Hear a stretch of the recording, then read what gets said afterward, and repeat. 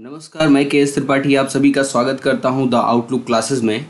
हम 2 घंटे की एक व्याकरण की सीरीज चला रहे थे जिसका आज तीसरा पार्ट है और लगभग इससे पहले 2 क्लासेस या 2 प्रैक्टिस सेट 90 मिनट में मैंने कवर करवा दिए हैं और ये तीसरा और अंतिम पार्ट है। आज ये पोर्शन ख़त्म हो जाएगा। आज के प्रैक्टिस सेट में मैंने 45 प्रश्न रखे हैं और जिसमें 5 चैप्टर्स को मैंने कवर किया है। आज के चैप्टर्स आपके सामने रहेंगे: संज्ञा, सर्वनाम, रस, अलंकार और छंद। इन 5 टॉपिक को मैंने आज इस प्रैक्टिस सेट में कवर किया है। तो आइए बिना देर लगाए हम अपने क्वेश्चन की तरफ बढ़ते हैं।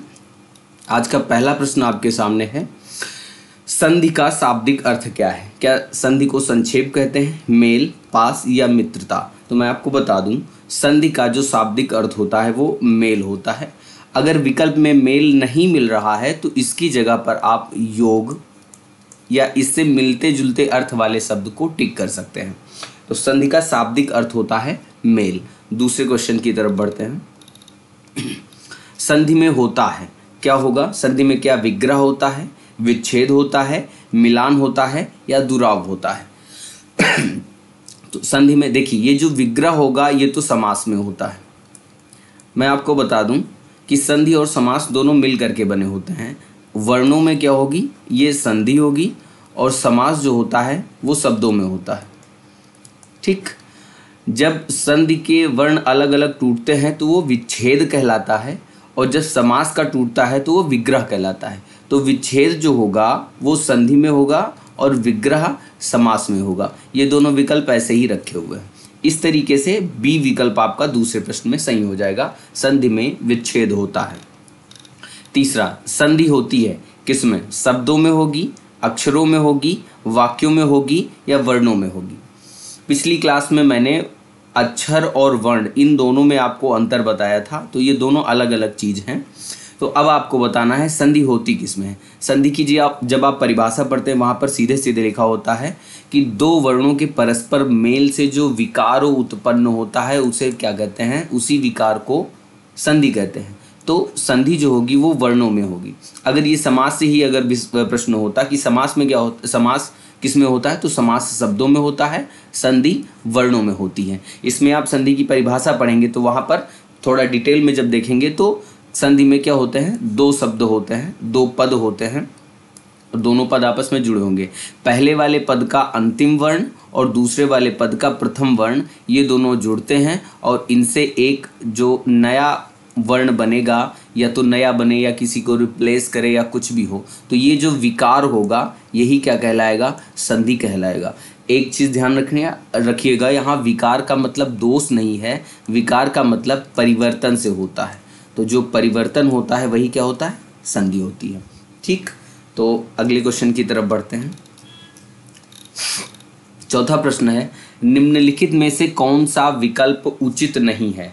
क्या व्यंजन प्लस व्यंजन बराबर व्यंजन संधि, स्वर प्लस स्वर बराबर स्वर संधि, विसर्ग प्लस विसर्ग बराबर विसर्ग संधि, स्वर प्लस व्यंजन बराबर व्यंजन संधि? यहाँ पर आपको बताना है कौन सा विकल्प गलत है। गलत वाले विकल्प को आपको चुनना है। चलिए एक बार इसको हम एक्सप्लेन करते हैं, ये है क्या। मैंने अभी ऊपर यहाँ पर देखिए, मैंने ये बताया था कि 2 पद होते हैं संधि में। 2 पद, पहले पद का अंतिम वर्ण और दूसरे पद का पहला वर्ण जुड़ता है। तो यहाँ पर क्या है, मैं एक डायग्राम बनाए दे रहा हूँ। जैसे ये 2 पद हो गए, ठीक, ये पहले पद का अंतिम वर्ण और दूसरे पद का प्रथम वर्ण। तो यहाँ पर कह रहा है यहाँ पर व्यंजन हो और दूसरे पद के प्रथम वर्ण में यहाँ पर भी व्यंजन हो। इस प्रकार से जो संधि बनेगी वो व्यंजन संधि होगी। एकदम सही बात है, ये सही है। इसका मतलब ये विकल्प क्या हो जाएगा? गलत हो जाएगा। नहीं आपसे ढूंढना कह रहा है ना, गलत वाला विकल्प ढूंढना है, तो ये सही विकल्प है। स्वर प्लस स्वर बराबर स्वर संधि, इसका मतलब यहाँ पर स्वर हो, पहले पद का अंतिम वर्ण और दूसरे पद का प्रथम वर्ण स्वर हो। इस प्रकार से जो संधि होगी वो स्वर संधि होगी। ये भी एकदम सही बात है। इसका मतलब ये भी विकल्प आपका सही नहीं है। विसर्ग प्लस विसर्ग बराबर विसर्ग संधि, इसका कहने का मतलब सी विकल्प के अनुसार कि पहले पद का अंतिम वर्ण क्या हो? विसर्ग हो और दूसरे पद का प्रथम वर्ण विसर्ग हो। इस प्रकार से जो संधि होगी वो विसर्ग संधि कहलाएगी। तो यही विकल्प आपका गलत है, ये गलत बात है। इसका मतलब यही क्या हो गया? विकल्प हो गया सही आपका सी वाला। यहाँ पर अगर डी वाले विकल्प के अनुसार पहले पद का अंतिम वर्ण स्वर हो, दूसरे पद का व्यंजन हो, तो जो संधि होगी वो व्यंजन संधि होगी। एकदम सही बात है, ठीक, सही लिखा हुआ। अब ये गलत क्यों है सी वाला, मैं एक बार इसको देख लेता हूँ, बताता हूँ आपको कि देखिए पहले पद का अंतिम वर्ण विसर्ग ये तो संभव है, दूसरे पद का प्रथम वर्ण विसर्ग हो ये संभव नहीं है।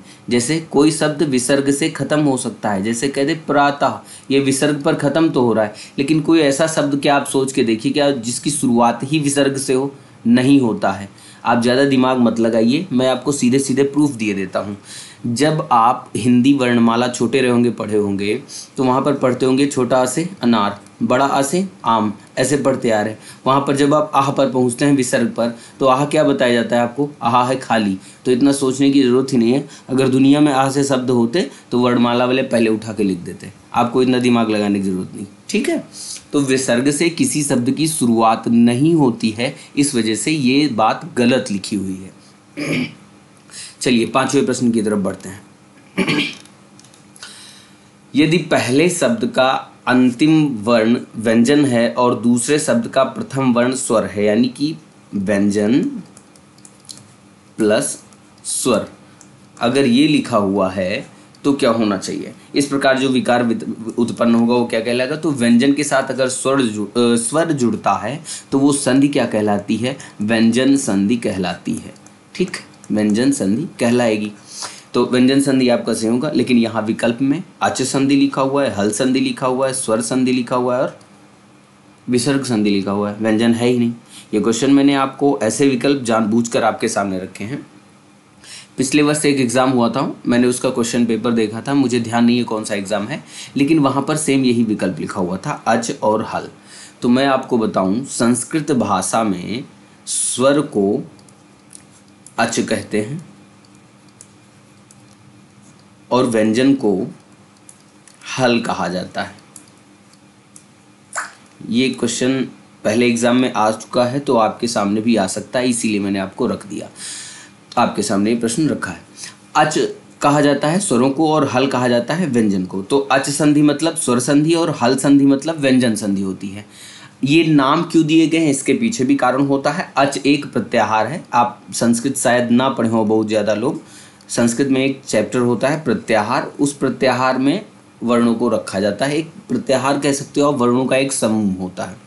तो अच एक प्रत्याहार है, टोटल 42 प्रत्याहार हैं। तो अच एक प्रत्याहार है जिसमें सारे स्वर आते हैं, इसीलिए स्वर को अच कहा जाता है। ऐसे ही हल प्रत्याहार है जिसमें सारे के सारे व्यंजन आते हैं, इसीलिए व्यंजनों को हल भी कहा जाता है। तो इसका सही विकल्प क्या हो जाएगा, व्यंजन संधि यानी कि हल संधि।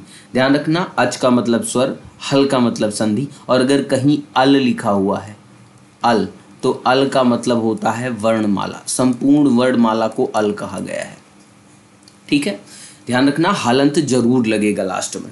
चलिए छठे क्वेश्चन की तरफ बढ़ते हैं। निम्नलिखित में से कौन सा विकल्प गलत है, ये संधि से प्रश्न रखा गया है, कौन सा गलत है।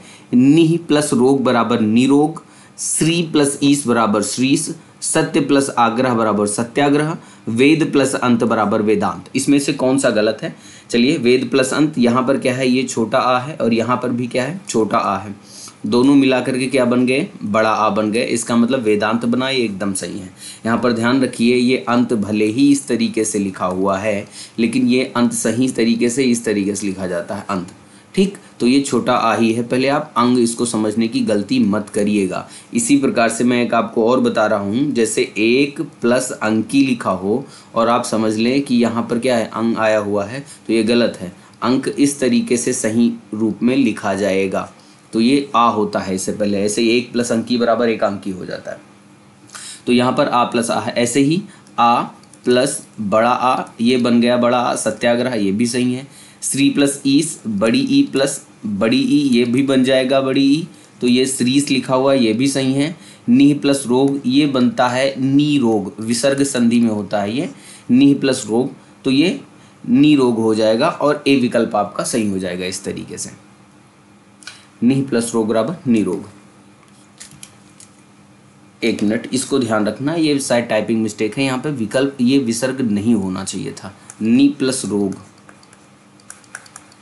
ये बराबर नी रोग होना चाहिए, ठीक है, इसको मैं कंफर्म कर दूंगा। चलिए सातवें प्रश्न की तरफ बढ़ते हैं। वधूर्मि का उचित संधि विच्छेद है।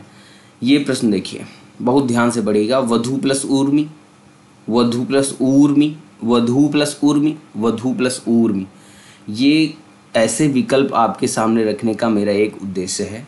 संधि का एक नियम होता है कि संधि विच्छेद तो होगा, लेकिन जो दो शब्द अलग अलग टूटेंगे, जैसे मान के चलो एक शब्द है, इनको जब हम दो शब्दों में तोड़ दें अलग अलग, तो दोनों शब्द सार्थक होने चाहिए, मतलब उनका सही अर्थ हो। ऐसा नहीं है कि गलत हो जाए, गलत अर्थ हो या जो मन में आए आपको इधर उधर तोड़ दें। तो आपको अब सही शब्द भी छांटना है। कुछ लोग ऐसा होता है कि करते क्या है कि शब्दों को रट करके काम चला लिए कि वधूर्मि का वधू प्लस ऊर्मि होता है। अब आप सोचो, अगर यही चार विकल्प आपके सामने रख दिए जाएं, अब आप कैसे करोगे? अगर रट के बैठो तो आपको सार्थक शब्द कैसे लिखे जाएंगे वो भी पता होना चाहिए। तो वधू का सही रूप क्या है? ये गलत लिखा हुआ है वधू, ये भी गलत लिखा हुआ है, मैं इसी पे बिगाड़ रहा हूँ। तो वधू मैं बता दूं आपको, वधू सही तरीके से ये लिखा जाता है और ऊर्मि सही तरीके से इस तरीके से लिखा जाएगा। तो वधू प्लस ऊर्मि बराबर वधूर्मि होगा, यानी कि ये डी विकल्प आपका सही है। बाकी चारों विकल्प में इसके अलावा जो तीन विकल्प गलत हैं, इन तीनों विकल्प में बनेगा वधूर्मि ही। आप करके देखें, वधूर्मि ही बनेगा, क्योंकि छोटा ऊ प्लस छोटा ऊ बड़ा ऊ बन जाएगा। यहाँ ही छोटा ऊ बड़ा ऊ बनेगा, ये बड़ा ऊ है, यहाँ छोटा ऊ है, बड़ा ऊ बनेगा। लेकिन क्या है, सार्थक शब्द ये वधू और ऊर्मि है, इसलिए डी विकल्प आपका सही है, बाकी तीनों गलत हैं। 8वें प्रश्न की तरफ बढ़ते हैं। थोड़ा स्पीड में बढ़ाता हूँ सॉल्व करवाने की, क्योंकि प्रश्नों को आज मैंने ज़्यादा रखा हुआ है। समास का शाब्दिक अर्थ आपको बताना है। क्या मेल होता है, योग होता है, मिलाप होता है या संक्षेप होगा? तो मेल ये जो है ये संधि का शाब्दिक अर्थ होता है। योग यहाँ सेम वही चीज़ है, तो मेल और योग ये संधि का हो जाएगा। मिलाप भी संधि में होता है, समास में भी होता है, लेकिन ये वर्ड सही नहीं है। तो अब आपको ये डी विकल्प बचा। तो समास का शाब्दिक अर्थ जो होता है वो संक्षेप होगा। 9वें प्रश्न की तरफ बढ़ते हैं। पूर्व पद और उत्तर पद मिलकर बनता है, ये समास से ये भी प्रश्न है। समास की परिभाषा ये जब पढ़ेंगे तो वहाँ पर आपको पता चलेगा कि ये पूर्व पद प्लस उत्तर पद ये मिला करके जो तीसरा पद बनता है उसको समस्त पद बोलते हैं। तो वो क्या कहलाएगा? समस्त पद कहलाएगा। मुख्य पद, तृतीय पद, अन्य पद ऐसा कोई टर्म नहीं होता है। तो पूर्व और उत्तर पद मिल करके ये वाला पूर्व पद हो जाएगा, ये उत्तर पद हो जाएगा, दोनों मिलेंगे ये समस्त पद हो जाएगा, या सामासिक पद भी इसी को कहते हैं। चलिए डी विकल्प की तरफ बढ़ते हैं। 10वें प्रश्न की तरफ बढ़ते हैं। समास के भेद कितने हैं? समास के टोटल भेद क्या 6 हैं, 5 हैं, 4 हैं या 3 हैं? आपको बताना है। तो 6 हो जाएंगे। सही विकल्प का अकॉर्डिंग टू एग्ज़ाम, आपके एग्ज़ाम के अनुसार 6 सही हैं। कुछ लोग टेट वगैरह या यूपी टेट, सी टेट, इनकी सबकी जो तैयारी करते हैं उसमें समास पढ़ते हैं, तो कुछ लोगों ने समास को 5 बताया है। लेकिन फिर भी आपके एग्ज़ाम के अकॉर्डिंग अगर हिंदी में आप टिक कर रहे हो तो 6 ही टिक करोगे। ठीक, तो इस तरीके से क्या हो जाएगा? ए विकल्प आपका सही है। यहाँ पर समास के 6 भेद होते हैं। 11वें प्रश्न की तरफ बढ़ते हैं। निम्नलिखित में से उत्तर पद प्रधान समाज है। पदों की प्रधानता के आधार पर समास पूछता रहता है। तो यहाँ पर उत्तर पद मतलब पूर्व पद, उत्तर पद और ये बराबर समस्त पद बनता है। तो इस पद की कौन सी ऐसे समास है जिसमें प्रधानता होती है? तो मैं आपको बता दूं, उत्तर पद यानी बाद वाला पद। तो द्वंद्व समास के दोनों पद प्रधान होते हैं, और अव्ययी भाव समास के, अरे इसको मैंने टिक कर दिया है, ये गलत है विकल्प। ये दोनों पद प्रधान होंगे, दोनों पद प्रधान द्वंद्व समास के। अव्ययी भाव समास का पूर्व पद प्रधान होता है। बहुब्रीहि समास का अन्य पद या कह सकते हो सामासिक पद जो होता है वो प्रधान होता है। तत्पुरुष समास का ही उत्तर पद प्रधान होगा। यहाँ पर और मैं लिखे दे रहा हूँ कि ऐसे कौन कौन से और हैं जिनके उत्तर पद प्रधान होते हैं। तो उत्तर पद प्रधान वाले तत्पुरुष एक तो हो गया आपका, द्विग हो गया और कर्मधारय हो गया। इसको ध्यान में रखिएगा। ये सारे समास लिखे हुए हैं आपके, 3 इधर और ये 3 इधर, 6 समास मैंने लिख दिया है। उत्तर पद प्रधान वाले तत्पुरुष, द्विग और कर्मधारय, दोनों पद प्रधान जिसके वो द्वंद्व समास, पूर्व पद प्रधान अव्ययी भाव समास, अन्य पद प्रधान बहुब्रीहि समास। चलिए 12वें प्रश्न की तरफ बढ़ते हैं। मातृच्छा शब्द का संधि विच्छेद क्या होगा? तो मातृ प्लस इच्छा, माता, ये प्लस लगा होना चाहिए यहाँ पे, माता प्लस इच्छा, मातृ प्लस इच्छा, मातृ प्लस इच्छा, इसका सही आपको बताना है। तो ये मात्र इच्छा ये गलत है, माता प्लस इच्छा ये भी नहीं होगा, तो ये डी वाला विकल्प आपका सही है, मातृ प्लस इच्छा होता है। अब ये बनेगा कैसे, मैं एक बार ये भी आपको बताऊंगा। री यहाँ पर है और ई यहाँ पर है, दोनों मिल करके क्या बना लेते हैं, ता बना लेते हैं।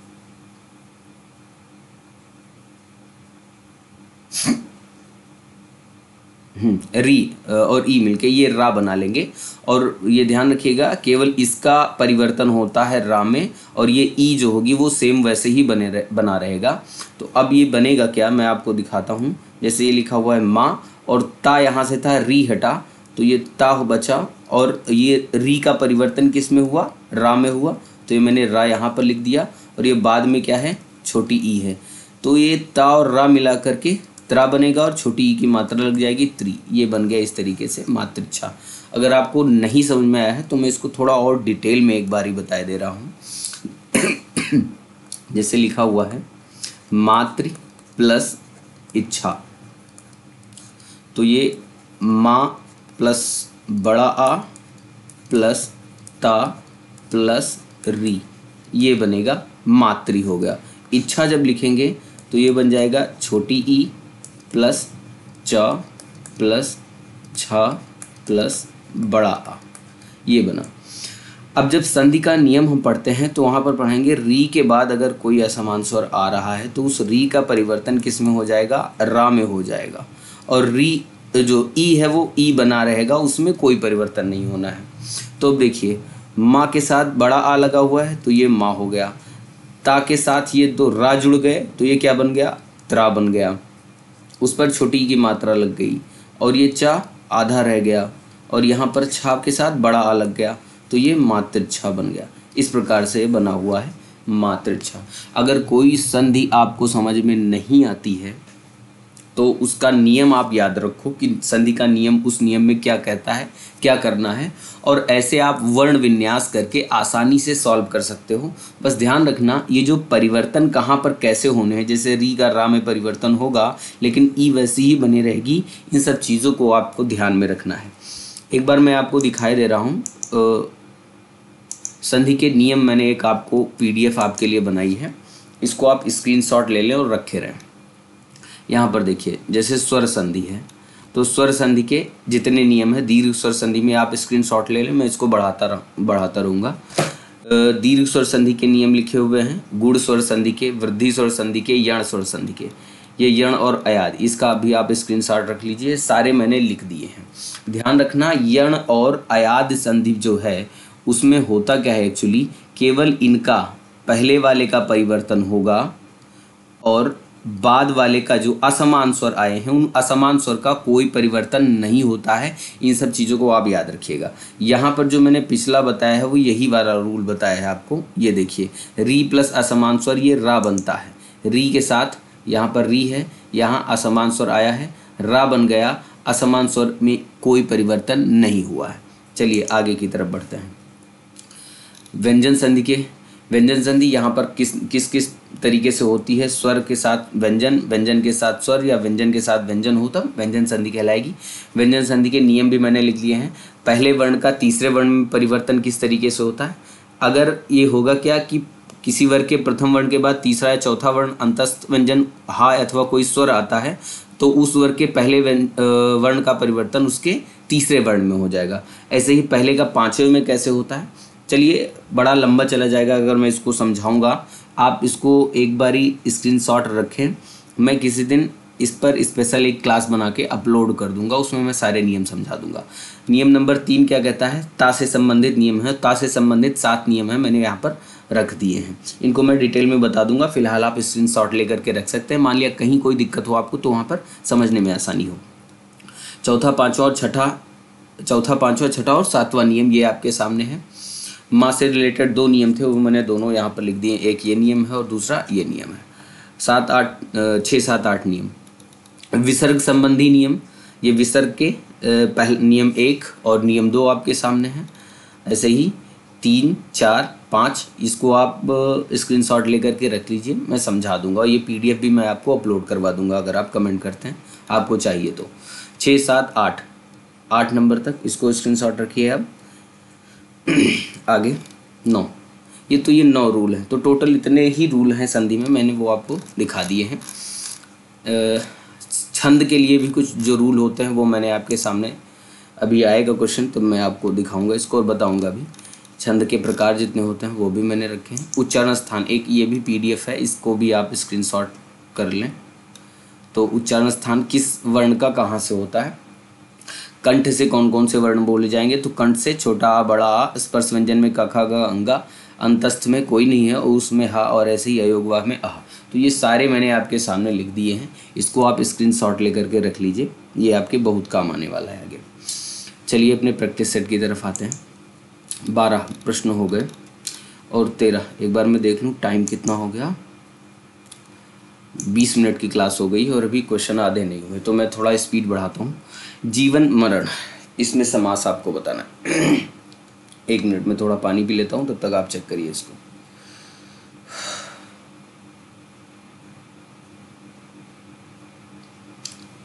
आपको बताना है जीवन और मरण में कौन सा समास है।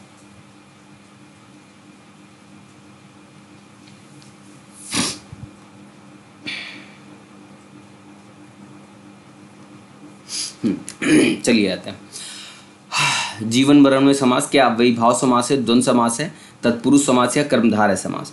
तो ध्यान रखिए इसमें द्वंद्व समास है। द्वंद्व समास में होता क्या है कि दोनों पद प्रधान होंगे, बराबर बराबर महत्व वाले होते हैं। जीवन और मरण दोनों पद प्रधान है। अव्ययीभाव समास में पूर्व पद का अव्यय हो जाता है, पहला पद ही प्रधान होता है। तत्पुरुष समास का दूसरा पद प्रधान होगा। यहाँ पर खास बात इसकी ये होती है।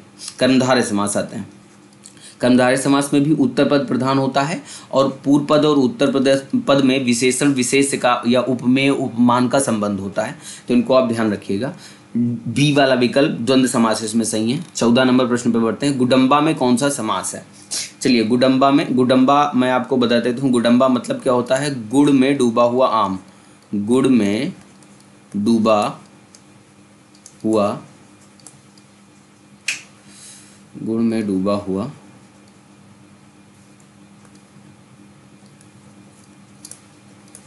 आम, इसको बोलते हैं गुडम्बा।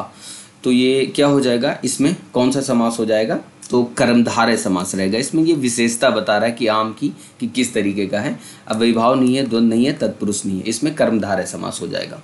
15 नंबर प्रश्न की तरफ बढ़ते हैं। वह समास जिसके पदों में विशेषण तथा विशेष का संबंध होता है, अभी मैंने आपको बताया कर्मधारय समास ऐसा होता है जिसमें विशेषण और विशेष का संबंध होगा। ध्यान रखिएगा विशेषण क्या होते हैं, संज्ञा सर्वनाम जिनकी विशेषता बताई जाए वो क्या कहलाएगा, माफ़ करिए मैं एक बार, संज्ञा सर्वनाम की विशेषता बताने वाले शब्द क्या कहलाएंगे, विशेषण कहलाएंगे। संज्ञा या सर्वनाम की विशेषता जो बताएंगे शब्द विशेषण कहलाएंगे, और यही संज्ञा या सर्वनाम जिनकी विशेषता बताई जाती है वो विशेष्य कहलाती है। ठीक, ये ध्यान रखिएगा। 16 नंबर प्रश्न की तरफ बढ़ते हैं। बंधन मुक्त, इसमें कौन सा समास है, तो तत्पुरुष समास के जो भेद होते हैं वो रखे हैं मैंने इसमें। तो कर्ण तत्पुरुष ये नहीं होगा, संप्रदान, अपादान या अधिकरण, इसमें से क्या होना चाहिए। तो बंधन मुक्त का मतलब होता है बंधन से मुक्त। अब यहाँ पर ध्यान देना, से विभक्ति चिन्ह है और से करण कारक और अपादान दोनों में होती है, अपादान दोनों में। तो ये जो करण कारक वाला से है, इसमें क्या होता है, किसी की सहायता से कोई काम किया जाएगा तब वो होगा। और यहाँ अपादान क्या होगा, अलगाव के अर्थ में होता है अपादान कारक। तो यहाँ मुक्त हैं यानी कि बंधन से अलग हो रहे हैं, इस तरीके से अपादान कारक सी वाला विकल्प सही हो जाएगा। 16 नंबर प्रश्न हो गया। 17 की तरफ बढ़ते हैं। त्रिलोचन शब्द में कौन सा समास है। त्रिलोचन मतलब 3 लोचन वाले यानी 3 आँख वाले, तो इसमें कौन सा हो जाएगा, बहुब्रीहि समास। इसमें अन्य पद प्रधान हो जाएगा, भगवान शंकर के लिए टर्म प्रयोग किया जाता है। चलिए 18 नंबर प्रश्न की तरफ बढ़ते हैं। बृहस्पति में कौन सा समास है, क्या तत्पुरुष है, द्विग समास, कर्मधारय या बहुब्रीहि समास। चलिए कमेंट करके बताइए, मैं आपको बताता हूँ तब तक। तत्पुरुष समास के आप नॉर्मली 6 वेद पढ़ते हैं विभक्तियों के आधार पर, जिसमें कर्म तत्पुरुष, कर्ण तत्पुरुष, संप्रदान तत्पुरुष, ऐसे ही करके 6 वेद आप पढ़ते हैं। आपने एक चीज़ कभी नोटिस की है कि जो विभक्ति चिन्ह के आधार पर इनका डिवीज़न किया गया है तत्पुरुष समास का, ये कर्म से ही क्यों स्टार्ट होता है, जबकि प्रथमा विभक्ति कर्ता कारक है। कर्ता से क्यों शुरू नहीं होता, कर्म से ही क्यों शुरू होता है? ये आप सोचिएगा और कमेंट करिएगा, बताइएगा अगर आपको समझ में आता है। नहीं आता है जब मैं आपको थ्योरी क्लास पढ़ाऊंगा तो वहाँ पर डिटेल में आपको बताऊंगा कि जो तत्पुरुष समास का विभाजन है वो कर्म से ही क्यों शुरू होता है, कर्ता से क्यों शुरू नहीं होता। ठीक, चलिए फिलहाल आते हैं। तो ये तो हो गया 6 प्रकार का ये नॉर्मल डिवीजन आप जो पढ़ते आ रहे हो अभी तक। जो कुछ और भेद हैं उसमें नई तत्पुरुष, प्रादि तत्पुरुष, अलुक तत्पुरुष ये सब होते हैं। तो उसमें से एक भेद होता है अलुक तत्पुरुष का। अलुक तत्पुरुष, अलुक तत्पुरुष, इसमें क्या होता है, विभक्ति चिन्हों का लोप हो जाता है। नॉर्मल आप जब तत्पुरुष समास पढ़े होंगे तो वहाँ पर ये चीज़ आपको बताई जाती है कि विभक्ति चिन्ह इसमें खुल करके आएंगी सामने अगर आप समास विग्रह करोगे। लेकिन ये जो अलुक तत्पुरुष समास है इसकी खास बात यही है कि इसमें विभक्ति चिन्हों का लोप होता है। तो बृहस्पति भी उसी का उदाहरण है। तो तत्पुरुष समास, इसको आप विग्रह नहीं करोगे क्योंकि इसमें विभक्ति चिन्ह आएगी ही नहीं, तो इसमें भी तत्पुरुष समास ही है। इंपॉर्टेंट है, आप याद रखिएगा इसको। मैं अलुक तत्पुरुष के कुछ भेद और आगे आपको आने वाले प्रैक्टिस सेट में बताऊंगा। चलिए 19 की तरफ बढ़ते हैं। अलंकार संप्रदाय के जनक कौन है? इसमें तो ये आंसर पहले से ही लिखा हुआ है क्या? अलंकार संप्रदाय के जनक, तो इसमें आचार्य वामन, ये रीति संप्रदाय, बदरायण व्यास वेदांत संप्रदाय, आचार्य भामा और महर्षि गौतम ये न्याय दर्शन। इसमें ये हो जाएगा सी वाला विकल्प इसका सही है। अलंकार संप्रदाय के जनक आचार्य भामा हैं। बाकी ये आंसर ही लिखे हुए हैं इसके सामने। आचार्य वामन जो है ये रीति संप्रदाय के, बदरायण व्यास वेदांत संप्रदाय के जनक वेदांत दर्शन के, महर्षि गौतम न्याय दर्शन के जनक हैं। ठीक, तो इसको चलिए हटाते हैं यहाँ से। लेकिन फिलहाल एक बात मैं आपको बता दूं, अलंकार चैप्टर आपको पढ़ना है तो अलंकार संप्रदाय के जनक कौन है? आचार्य भामा। इनको आप जरूर याद रखिएगा। बाकी ये 3 जो हैं लिखे हुए हैं इनको आप कोई ज़रूरत नहीं है याद करने की, लेकिन अलंकार संप्रदाय के आचार्य भामा ये आप जरूर याद रखिएगा। चलिए 20 नंबर प्रश्न की तरफ बढ़ते हैं। अलंकार शब्द का शाब्दिक अर्थ क्या है? क्या सुंदरता, आभूषण, अत्यधिक या उपरोक्त सभी? सारी चीज़ें नहीं, उपरोक्त सभी ये तो गलत हो जाएगा। आभूषण शब्द इसमें सही है। अलंकार का शाब्दिक अर्थ क्या होता है? आभूषण ही होता है। चलिए आगे बढ़ते हैं। अनुप्रास अलंकार के भेद पूछ रहा है। अनुप्रास अलंकार के कितने भेद हैं? 4, 5, 6, 7 कितने हैं? तो अनुप्रास अलंकार के आप तब तक चेक करिए, यहाँ पर मैं आपको लिखे दे रहा हूँ भेद कौन कौन से हैं। अनुप्रास अलंकार का पहला भेद जो है वो छेकानुप्रास है, छेकानुप्रास। दूसरा भेद वृत्त्यानुप्रास। तीसरा भेद श्रुत्यानुप्रास, श्रुत्यानुप्रास। चौथा भेद वृत्त्यानुप्रास, वृत्त्यानुप्रास। पांचवा भेद लाटानुप्रास, लाटानुप्रास। ये 5 भेद होते हैं। टोटल कितने? 1, 2, 3, 4 और 5। ये अनुप्रास के 5 भेद हैं। चलिए आगे बढ़ते हैं। इसमें बी विकल्प सही हो जाएगा। 22 नंबर प्रश्न की तरफ बढ़ते हैं। मुख मयंक सम मंजु मनोहर, इसमें कौन सा अलंकार है? तो अनुप्रास है। नहीं जी, अनुप्रास अलंकार की खास बात ये होती है कि इसमें क्या होगा, एक से अधिक वर्ण जब बार बार एक पंक्ति में आ जाए, मतलब कोई किसी वर्ण की आवृत्ति पंक्ति में बार बार हो तो वहाँ पर अनुप्रास अलंकार होता है। ध्यान देना, माँ, माँ और माँ, माँ ये वर्ड 4 बार आ रहा है। लेकिन अगर आप इसमें अनुप्रास अलंकार लगा देंगे, अनुप्रास अलंकार लगा देंगे तो ये विकल्प आपका गलत हो जाएगा। कारण ये है कि किसी एक पंक्ति में एक से ज़्यादा अलंकार हो सकते हैं। अब उसमें बात ये होती है मुख्य अलंकार कौन सा है और गौड़ अलंकार कौन सा है। तो यहाँ पर अनुप्रास अलंकार मुख्य नहीं है, यहाँ सम शब्द आया हुआ है। और सम शब्द क्या होता है, ये उपमा अलंकार में यूज किया जाता है। तो यहाँ पर उपमा अलंकार हो जाएगा। ध्यान रखिएगा, इसको कहते हैं वाचक शब्द, वाचक शब्द। तो वाचक शब्द के आधार पर इसमें बताया गया है कि ये उपमा अलंकार होता है। वाचक शब्द क्या होगा ये आपको आगे आने वाली थ्योरी क्लासेस में बताया जाएगा। तो वैसे भी नाम नॉर्मली आप पढ़ते हैं सा, सी, से, सरिस, सम, ये सब शब्द जहाँ मिले वहाँ पर उपमा अलंकार आप टिक कर सकते हो। लेकिन एक चीज़ ध्यान रखिएगा, ऐसा सिर्फ छोटी क्लास में होता है। अगर आप कंपटीशन के एग्ज़ाम देने बैठे हो तो मैं आपको बता दूं, यही वाचक शब्द जो सासी से सरिस सम आप पढ़ रहे हो, इनके आधार पर उपमा अलंकार में टिक करके चले आ रहे हो तो मैं आपको बताऊं प्रतीप अलंकार में भी यही पाए जाते हैं और उदाहरण अलंकार में भी यही पाए जाते हैं। तो इनको आप थोड़ा ध्यान से टिक करना है आपको, ठीक, कि प्रतीप और उदाहरण अलंकार ना होने चाहिए वहाँ पे। मैं आपको थोड़ा ये थ्योरी क्लास बता दूंगा इसकी अलंकार की, किसी दिन 25-30 मिनट लगेंगे, मैं एक क्लास अपलोड कर दूंगा आपको अलंकार से संबंधित। उसमें मैं बता दूंगा कि सासी से सरिस्तम ये जो वाचक शब्द हैं प्रतीप और उदाहरण अलंकार और उपमा अलंकार में कैसे अलग अलग प्रयोग किए जा रहे हैं। फिलहाल अगले प्रश्न की तरफ बढ़ते हैं। 23 शब्दालंकार का उदाहरण है। इसमें से आपको बताना है निम्नलिखित में से शब्दालंकार का कौन सा है। अलंकार के जब भेद आप पढ़ते हो वहाँ पर शब्दालंकार और अर्थालंकार पढ़ते हैं, नए तरीके से पढ़ेंगे तो आप उभयालंकार भी एक मिलता है। तो शब्दालंकार के कौन से भेद है इसमें आपको बताना है। तो ये उपमा, उत्प्रेक्षा और रूपक ये अर्थालंकार हैं। अनुप्रास अलंकार जो है ये शब्दालंकार का भेद होता है, ठीक। तो शब्दालंकार के कुछ और भेद मैं आपको बताई दे रहा हूँ, जैसे श्लेष हो गया, अनुप्रास हो गया, श्लेष हो गया, यमक हो गया, वक्रोक्ति हो गया, वीप्सा हो गया। ये सब कुछ ऐसे अलंकार हैं जो शब्दालंकार के भेद हैं। ये अनुप्रास तो है ही है। तो ये 23 में सी विकल्प आपका सही रहेगा। चलिए 24 नंबर, बिन पग चले सुने बिन काना, और इसकी अगली लाइन है कर बिन कर्म करे विधि नाना। तो यहाँ पर कौन सा अलंकार है? क्या प्रतीप अलंकार है, अतिशयोक्ति है मतलब बढ़ा चढ़ा कर, विभावना है या अन्योक्ति अलंकार है? मैं आपको एक सरसरी निगाह में इन सभी अलंकार के बारे में बताए दे रहा हूँ होता क्या है। देखिए प्रतीप अलंकार जब उपमेय को, अभी तक उपमा अलंकार का ये उल्टा होता है, आप इतना समझ लीजिए। उपमा अलंकार का क्या होगा, जस्ट अपोजिट होता है प्रतीप अलंकार। इसीलिए मैंने अभी ऊपर बताया था कि वाचक शब्द जो होते हैं उपमा में भी और प्रतीप में भी, दोनों में होते हैं। उपमा का उल्टा कैसे है, जब हम किसी की तारीफ करते हैं तो जिससे तारीफ कर रहे होंगे, जिससे तुलना कर रहे होंगे, दो शब्द होते हैं ना, एक उपमेय होता है और एक उपमान होता है।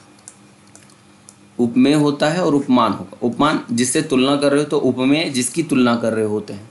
उपमान हमेशा श्रेष्ठ होता है, इसलिए मैं इसको प्लस लिख रहा हूँ। और उपमेय क्या होगा, हमेशा क्या होता है, माइनस में होता है, मतलब उससे कम होगा, ठीक। प्रतीप में जस्ट इसका अपोजिट होता है, उपमेय को ज़्यादा बता दें, उपमान को कम बता दें। जैसे मैं कह दूं मेरा मुंह चंद्रमा के जैसे सुंदर है, तो ये क्या हो गया, उपमा अलंकार। इसका मतलब क्या हुआ, मेरा कम है, चंद्रमा का ज़्यादा है। यही अगर बात उल्टा करके बोल दूं, मैं कहूँ कि चंद्रमा मेरे मुंह के समान सुंदर है, तो अब क्या हो जाएगा, ये प्रतीप अलंकार हो जाएगा। मतलब उपमान कम है, चंद्रमा कम है, मेरा मुंह क्या है, ज़्यादा सुंदर है, ठीक।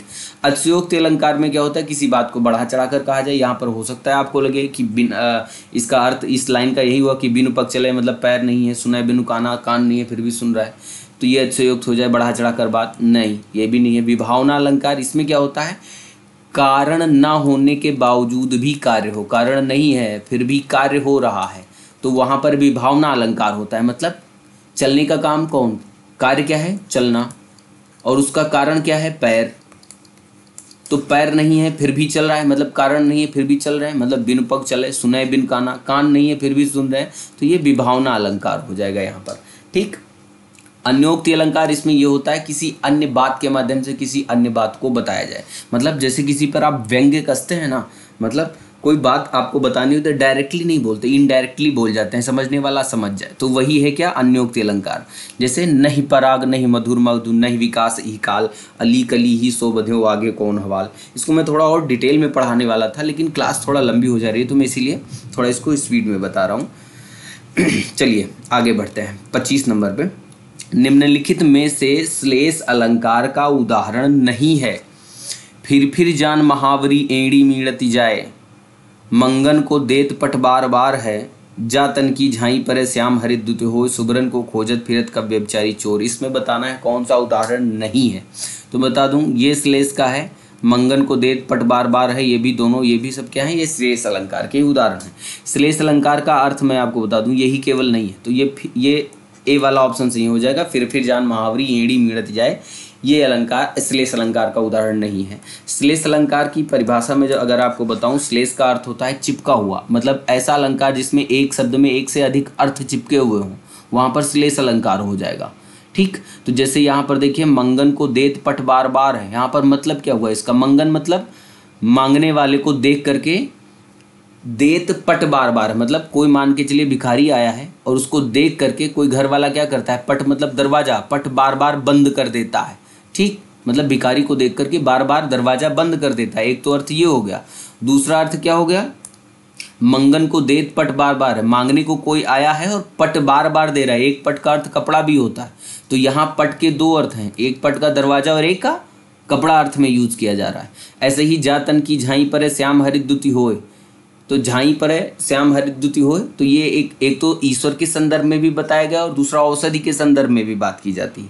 ऐसे ही सुबरन को खोजत फिरत कवि व्यभिचारी चोर, यहाँ सुबरन के 3 अर्थ लिए जा रहे हैं कवि के संदर्भ में। सुंदर शब्द से, व्यभिचारी, सुंदर रंग, चोर, सुबरन मतलब सोना, तो 3 अर्थ।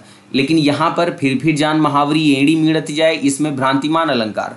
भ्रांतिमान अलंकार में आपको बताऊं होता क्या है। भ्रांतिमान अलंकार में जहाँ उपमेय में उपमान का भ्रम हो जाता है और अंत तक हम किसी निष्कर्ष पर नहीं पहुंच पाते हैं, वहां पर होता है भ्रांतिमान अलंकार। तो अब इसमें हुआ कैसे, देखिए, फिर जान महावरी, इसकी मैं पूरी लाइन बताता हूँ।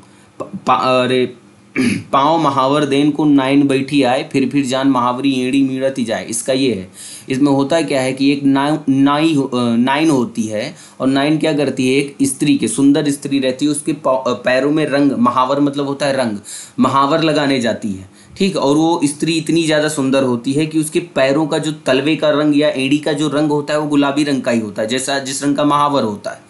तो जब वो नाइन महावर लगाने चलती है तो उसको ऐसा लग रहा है, पाँव की गुलाबी रंग को देख करके उसको ऐसा लगता है कि इसमें तो पहले से ही रंग लगा हुआ है। फिर जान महावरी मतलब महावर को जान करके, मतलब उसको लगता है पहले से ही रंग लगा हुआ है। वो क्या करते, एड़ी मीड़त जाए, एड़ी को मोड़ते हुए जा रही है, उसको लग रहा है पहले से ही रंग लगा हुआ। तो यहाँ क्या हो जाता है, उसको भ्रम हो जाता है महावर के पहले से ही लगे होने का, ठीक। तो यहाँ पर भ्रांतिमान अलंकार हो जाएगा। चलिए 26 नंबर प्रश्न की तरफ बढ़ते हैं। निम्नलिखित में से रूपक अलंकार का उदाहरण नहीं है। रूपक अलंकार आपको बताना नहीं, सॉरी, रूपक अलंकार का उदाहरण पूछ रहा है।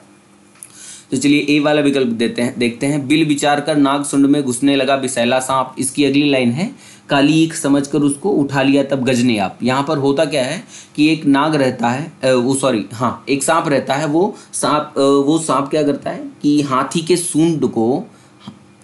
सुंड को देख करके उसको बिल समझता है और उसमें घुसने की कोशिश करने लगता है, यानी कि उसको बिल का क्या हो गया है, भ्रम हो गया है, ठीक, गलत निष्कर्ष पे पहुंच गया। तो यहाँ पर क्या हो जाएगा, भ्रांतिमान अलंकार।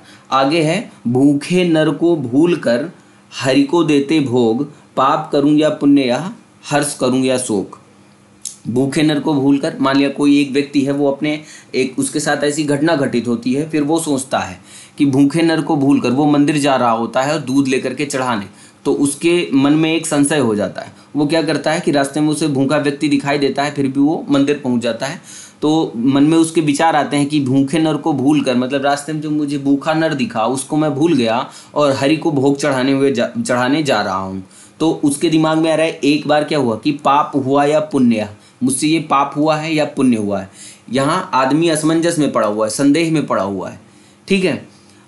उसके दिमाग में ये बात चल रही है कि मैं जो भूखे को छोड़ कर आया ये मुझसे पाप हुआ, या फिर मैं जो मंदिर जा रहा हूँ भगवान को दूध चढ़ाने के लिए या भोग चढ़ाने के लिए, तो वो मैं पुण्य कर रहा हूँ। तो इन दोनों के बीच में वो कन्फ्यूज़न में, अब कन्फ्यूज़न में वो कह रहा है कि मैं खुश हो जाऊँ या शोक मनाऊँ, तो इसको क्या है, संदेह है। तो यहाँ पर क्या हो जाएगा, संदेह अलंकार। माफ़ कीजिएगा, मैंने शायद अभी यहाँ पर ऊपर ये वाला भ्रांतिमान अलंकार की परिभाषा बताते हुए क्या कहा था कि गलत निष्कर्ष पर पहुँच जाते हैं। जो भी बोला हो वो मुझे ध्यान नहीं है इस टाइम, लेकिन मैं आपको एक बार फिर से क्लियर कर देता हूँ कि भ्रांतिमान अलंकार में क्या होगा, भ्रमवश दूसरे रिजल्ट पर, गलत रिजल्ट पर पहुँच जाएंगे। जैसे यहाँ पर ये एड़ी को मोड़ते हुए जा रही थी। और संदेह अलंकार में क्या होता है, लास्ट तक क्या होता है, निष्कर्ष पर नहीं पहुँच पाते हैं। जैसे ये व्यक्ति है, इसको लास्ट तक नहीं पता चलता है कि मैं ये खुश हो जाऊँ या दुखी हूँ, मतलब मैं पाप कर रहा हूँ या पुण्य कर रहा हूँ, ठीक। तो मुझे लग रहा था कि शायद मैंने कोई जल्दबाजी में गलत लाइन बोल दी हो, तो अगर यही सेम चीज़ बोली थी तो कोई बात नहीं, और अगर गलत बोल रहा हो तो इसको आप क्लियर कर लेना कि भ्रांतिमान में भ्रमवश गलत परिणाम पर पहुंच जाते हैं, ठीक है। और संदेह में क्या होता है, कोई रिजल्ट नहीं आता लास्ट तक। बीती विभावरी जागरी, अंबर पनघट में डुबो रही तारा घट उषा नागरी। तो इसमें क्या है, इसी में है आपका रूपक अलंकार। अंबर पनघट, ठीक, अंबर रूपी पनघट को, ठीक, पनघट रूपी अंबर, ऐसे ताराघट नागरी, ऐसे ही उषा काल मतलब सुबह रूपी सुंदरी, इसको बताया गया है। तो इसमें क्या हो जाएगा, रूपक अलंकार ही हो जाएगा। सिर फटा और उनसा मानो, यहाँ पर मानो, जनु जानो मन मानो, जहाँ पर भी मिले वहाँ उत्प्रेक्षा अलंकार होता है। चलिए आगे 27 नंबर पर बढ़ते हैं। रस संप्रदाय के जनक आपको बताने हैं। रस संप्रदाय के जनक भरत मुनि हैं, केवल आप इन्हें ही याद रखिएगा, बाकी क्षेमेंद्र, कुंतक और पतंजलि जी से आपको कोई विशेष मतलब नहीं है।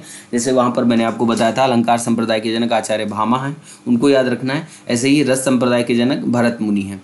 तो ये जरूरी है आपके लिए, क्योंकि जो चैप्टर पढ़ रहे हैं उसके जनक कौन से हैं ये मैं आपको बस जानकारी के लिए बता दे रहा हूँ, क्योंकि ये केवल ये 3 वाले ऑप्शन ये जो है ये टेट वगैरह के एग्जाम में पूछे जाते हैं। इसमें आपको यूपीपी के एग्जाम में कोई विशेष जरूरत नहीं है। क्षेमेंद्र जो हैं वो औचित्य संप्रदाय के जनक हैं। ऐसे ही आचार्य कुंतक वक्रोक्ति संप्रदाय के जनक हैं, और पतंजलि जी हैं जो वो योग दर्शन के। रस संप्रदाय आपका प्रश्न था, ए विकल्प सही है, भरत मुनि। 28 नंबर प्रश्न की तरफ बढ़ते हैं। रस के कितने अंग हैं? रस के हो जाएंगे 4 अंग। कौन कौन से होते हैं? विभाव, विभाव, अनुभाव और संचारी भाव।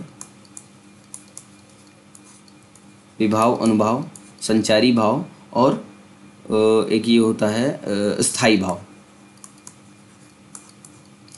यहीं पर मैं आपको सभी के प्रकार बता दे रहा हूँ। विभाव 2 प्रकार के होते हैं, आलंबन विभाव और उद्दीपन विभाव।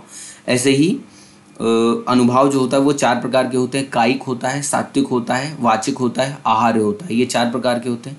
संचारी भाव की संख्या 33 होती है और स्थायी भाव की संख्या 9 होती है। इनको भी आप ध्यान में रखिएगा। तो ये स्थायी भाव की संख्या 4 है, 1, 2, 3 और 4। इनकी भी सबकी संख्या मैंने बता दी है, इंपॉर्टेंट है, याद रखिएगा। चलिए, स्थायी भाव की संख्या मैंने जस्ट अभी आपको बताया, बी वाला विकल्प सही हो जाएगा। स्थायी भाव की संख्या 9 है। अगला प्रश्न है संचारी भाव की संख्या, ये भी मैंने आपको ऊपर क्लियर कर दिया, 33 है। संचारी भाव की संख्या कितनी? 33 है। विभाव कितने प्रकार के होते हैं? ये भी मैंने आपको बताया, 2 प्रकार के, आलंबन विभाव और उद्दीपन विभाव। ये 2 प्रकार के विभाव होते हैं। और आगे बढ़ते हैं। भयानक रस का उदाहरण। भयानक रस वहाँ पर होता है जहाँ पर डर लगे आपको। ये क्या टाइपिंग मिस्टेक शायद है यहाँ पर, एग्जाम्पल शायद मैंने उठा के रखे हैं बुक में से अपनी और डायरेक्ट वही लिखा हुआ है और ये डिलीट नहीं हुआ। चलिए कोई बात नहीं, आपको समझना था, आप समझ लीजिए। भयानक रस का उदाहरण कौन सा है? साज चतुरंग सैन अंग में उमंग धर, सर्जा शिवाजी जंग जीतन चलत है। ये वीर रस का उदाहरण है। ये मैं इसको काटे दे रहा हूँ, ये वीर रस का उदाहरण है। इसमें क्या है, शिवाजी के जंग जीतने की जो तैयारी होती है या युद्ध करने की, उसमें बताया गया है। साज चतुरंग सैन, चतुरंगिनी सेना एक होती है जिसमें पैदल, घुड़सवार, रथ वाले और घोड़े वाले, पैदल, घुड़सवार, हाथी और रथ, ये 4 प्रकार की सेनाएं होती हैं। उसके बारे में तो यहाँ पर भी वीर रस है। उस काल मारे क्रोध के तन कांपने, उसका लगा मानो हवा के वेग से सोता हुआ सागर जगा। यहाँ पर भी क्या है, यहाँ पर रौद्र रस है। खासकर बात यह है, ये अर्जुन के समय की बात, ये जब उसको अर्जुन को अभिमन्यु की मृत्यु का समाचार मिलता है, वहाँ पर ये घटना घटित होती है कि उस काल मानो क्रोध के तन कांपने उसका लगा, मतलब मारे गुस्से के उसका शरीर कांपने लगता है तो क्रोध आता है। तो वहाँ पर रौद्र रस का स्थायी भाव वैसे भी क्या होता है, क्रोध होता है। तो यहाँ पर रौद्र रस हो जाएगा। तीसरा एग्जाम्पल ये वीर रस का है, फड़की भुजा, फहरी ध्वजा, फड़की भुजा। चलिए इसको हटाते हैं, ये पहले से ही लिखा हुआ है, कोई इतना ध्यान देने की विशेष जरूरत नहीं है। डी ऑप्शन ना लिखा होता तो समझाते भी। बालधि विशाल विकराल जाल ज्वाल मनो लंक लीलिबे को काल रसना पसारी है। यहाँ पर डी विकल्प सही है। रौद्र रस क्या पूछ रहा था? भयानक रस का। भयानक रस जहाँ पर किसी को ऐसे दृश्य को देख करके डर लगे, घबराहट लगे, वहाँ पर भयानक रस होता है। ये वर्णन है भगवान हनुमान जब लंका जाते हैं और वहाँ पर लंका जला देते हैं। तो बालधि मतलब होता है पूंछ, विशाल विकराल जाल ज्वाल मानो, उसकी पूंछ में जब आग लगती है तो वो लंका जला देते हैं। तो पूरी ज्वाला लंका में फैली हुई होती हैं और ऐसा प्रतीत होता है कि लंका को लील लेने के लिए, मतलब निगल जाने के लिए, काल मतलब मृत्यु ने स्वयं रसना, रसना मतलब होता है जीभ, रसना अपनी जीभ लंका के आगे खोल दी हो बड़ी सी, मैं खा जाऊंगा पूरा। चलिए आगे बढ़ते हैं। 33। मन रे तन कागद का पुतला, लागे बूंद बिनस जाए छिनमें गर्भ करे का इतना। ये उपरोक्त पंक्ति में अलंकार आपको बताना है, कौन सा अलंकार है। चलिए, वियोग श्रृंगार रस है। यार ये क्या हुआ है, अलंकार गलत टाइप हो गया है। यहाँ पर आपको रस लिखना चाहिए था, इसमें अलंकार नहीं रस बताना है।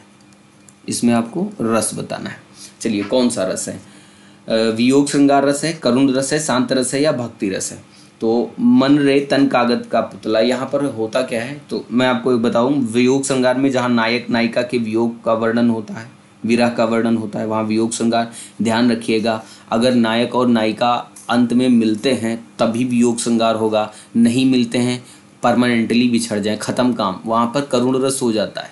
ठीक है। शांत रस क्या है, संसारिक मोह माया वगैरह से जब छुट्टी मिल जाए शांत रस होगा। भक्ति रस जहाँ भगवान की भक्ति की बात हो वहाँ पर क्या हो जाएगा, वहाँ पर भक्ति रस होगा। तो चलिए एक बार इस लाइन का अर्थ समझते हैं, फिर आप बताइए कौन सा अलंकार होगा। मन रे तन कागज का पुतला, हे मतलब अपने आप से बात करते हैं या दूसरे को समझाते हुए भी कह रहे हैं कि आप अपने शरीर पर इतना घमंड क्यों करते हो। मन रे, हे मन, तन जो है हमारा वो कागज का पुतला है, लागे बूंद बिनस जाए छिन में। मतलब जैसे कागज के एक टुकड़े पर अगर पानी पड़ जाता है तो वो विनाश हो जाता है तुरंत, उसका खत्म कागज। ऐसे ही शरीर है, ये भी एक नश्वर है, खत्म हो जाना है एक दिन। तो इस पर क्यों गर्व कर रहे हैं इतना ज़्यादा। ठीक है, आप सुंदर हो रहो, कोई फर्क नहीं पड़ता। काला है वो भी मरेगा, गोरा है वो भी मरेगा, सुंदर वाला भी मरेगा, बदसूरत वाला भी मरे, मरना एक दिन सबको है। ऐसा नहीं कि जो सुंदर है या जिनका शरीर अच्छा है उनकी उम्र ज़्यादा है, कुछ नहीं होता, सबको जाना है। ठीक है। आइए अब इस पे क्या है, ये शांत रस हो जाएगा, यहाँ पर कोई करुण रस नहीं है, भक्ति नहीं है और वियोग श्रृंगार भी नहीं है।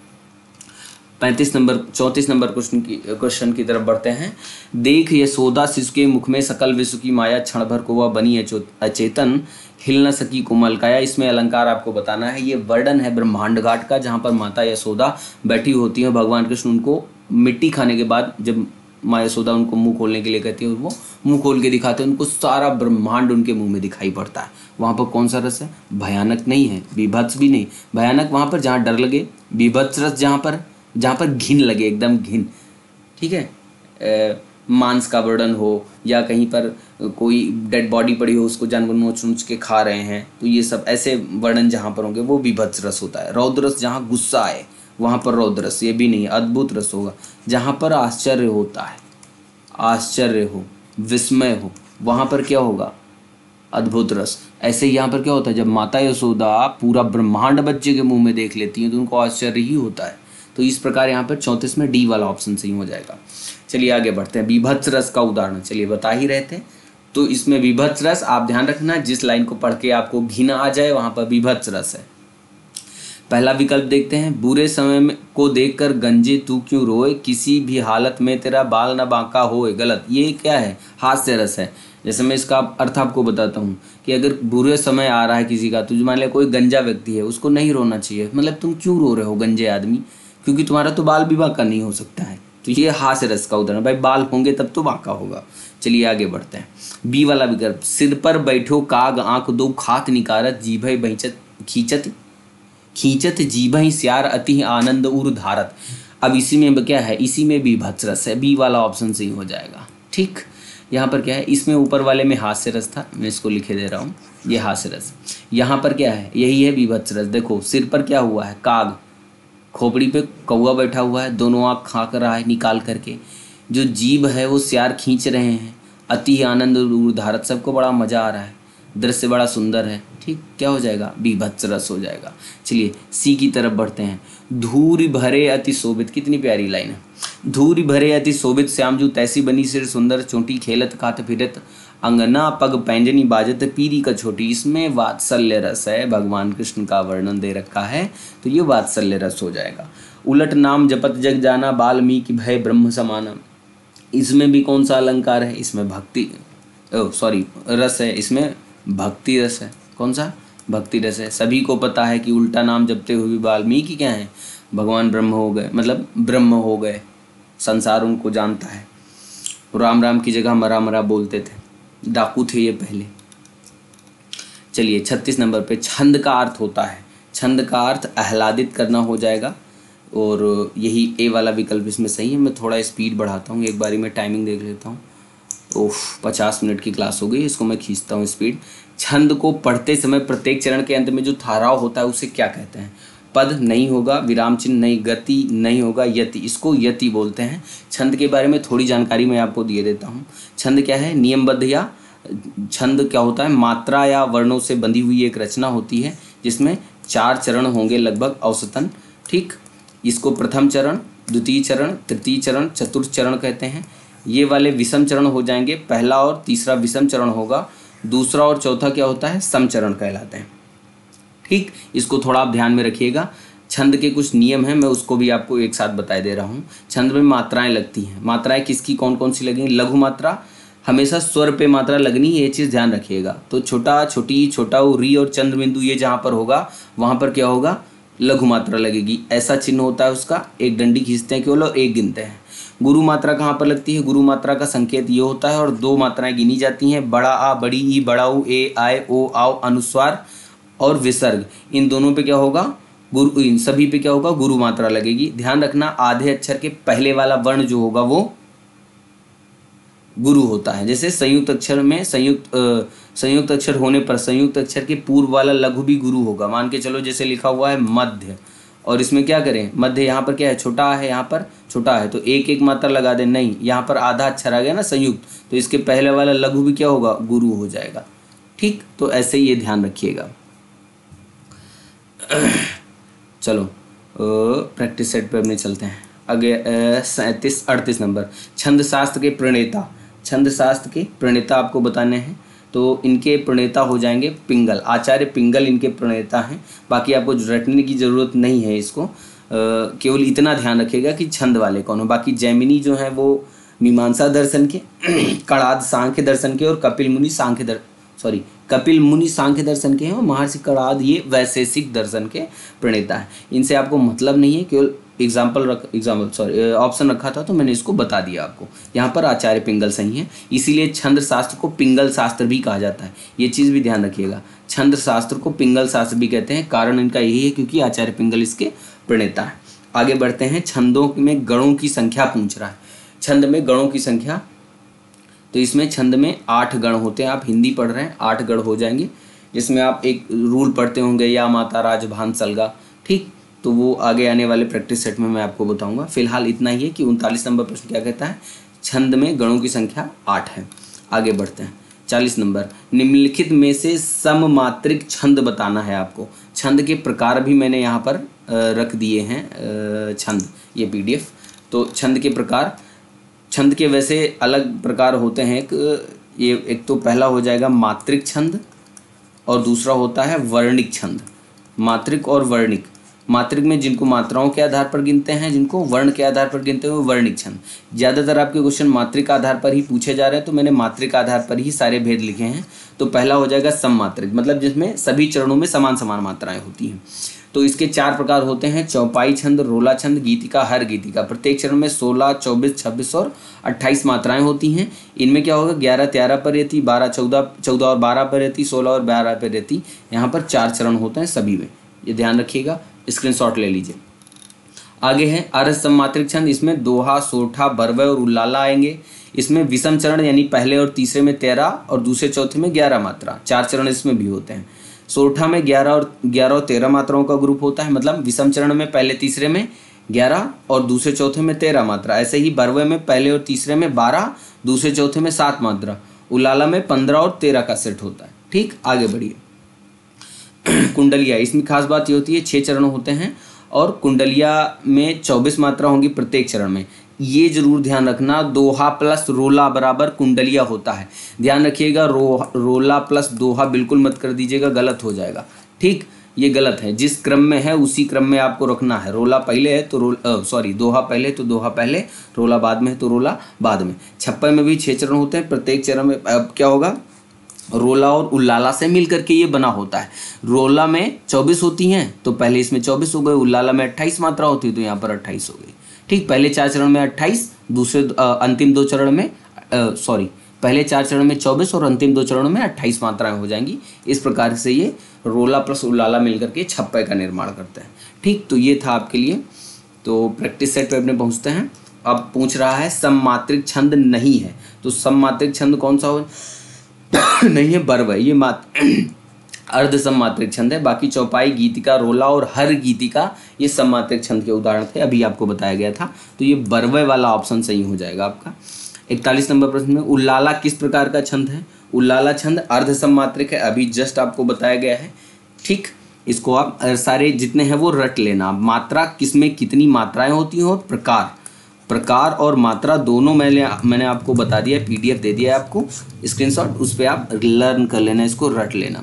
42 नंबर प्रश्न पे पहुँचते हैं। कुंडलिया छंद किससे किससे मिलकर के बना हुआ है? अभी जस्ट बताया गया है कि दोहा और रोला मिलकर के क्या बनाते हैं? कुंडलिया बनाते हैं। ऐसे ही देखिए विकल्प में मैंने ये भी रखा है रोला प्लस दोहा, तो ये गलत हो जाएगा, ठीक ध्यान रखना, दोहा पहले रोला बाद में। आगे क्या है? छप्पय किन दोनों से मिलकर के बना है?